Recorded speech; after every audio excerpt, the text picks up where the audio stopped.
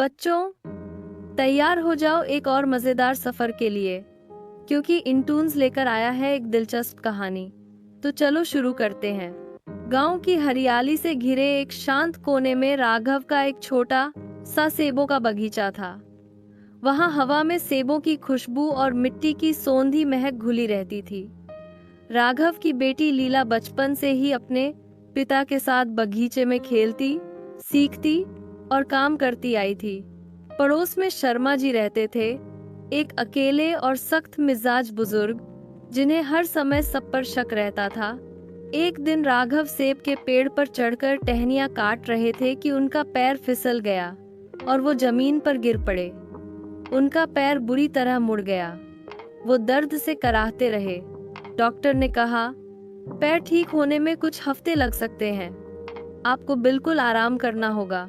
लीला ने पिता का सिर सहलाते हुए कहा, पापा, आप आराम कीजिए, अब बगीचे और घर की जिम्मेदारी मेरी है। अगली सुबह लीला जल्दी उठ गई। उसने बगीचे से ताज़ा सेब तोड़े, एक छोटी टोकरी में सजाए और फिर पिता की दवाई लेने बाजार के लिए निकल पड़ी। रास्ता लंबा था और धूप तेज, पर लीला के मन में एक ही बात थी, पापा की देखभाल। जब लीला वापस लौट रही थी, तब वो शर्मा जी के घर के सामने से गुजरी। उसी शाम शर्मा जी को अपनी दवा की एक शीशी नहीं मिली।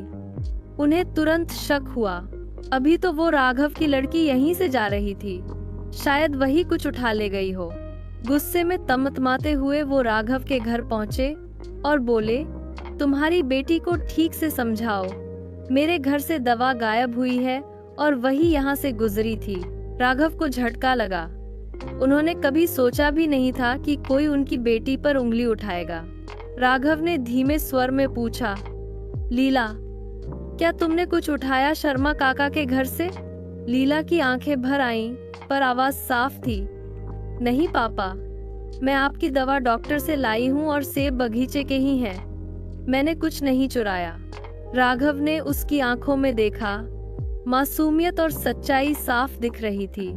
उन्होंने कोई और सवाल नहीं किया। रात को अचानक बगीचे में आवाजें आने लगी, टप टप, पत्तों की खड़खड़ाहट, किसी के कूदने की आवाजें। लीला जागी और राघव को उठाया, पापा, कुछ है बाहर।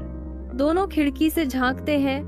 बंदरों का एक झुंड बगीचे में आया हुआ था। कुछ बंदर सेब तोड़ रहे थे, कुछ लीला के रखे बैग से दवाइयां निकालकर इधर उधर फेंक रहे थे। लीला बोली, ओह, शायद शर्मा काका के घर से भी यही आए होंगे। सुबह लीला शर्मा जी के घर गई और उन्हें बगीचे में बुलाया। काका, आपने जो कहा था वो मैंने नहीं किया। कल रात कुछ बंदर आए थे, देखिए, इन्होंने यहाँ भी सेब गिराए और दवाइयाँ उलट दी। शर्मा जी ने सब कुछ देखा। उन्हें अपनी गलती का एहसास हुआ। बेटी, मुझे माफ कर दो, मैं बूढ़ा हो गया हूँ, पर अब समझ आया कि तुम कितनी समझदार हो। उस दिन के बाद शर्मा जी ने खुद बगीचे की रखवाली में मदद करना शुरू किया।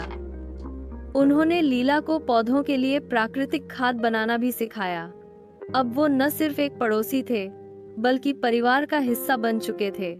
राघव मुस्कुराए, तुमने आज साबित कर दिया कि एक सच्चा इंसान सिर्फ जवाब नहीं देता, सब्र करता है।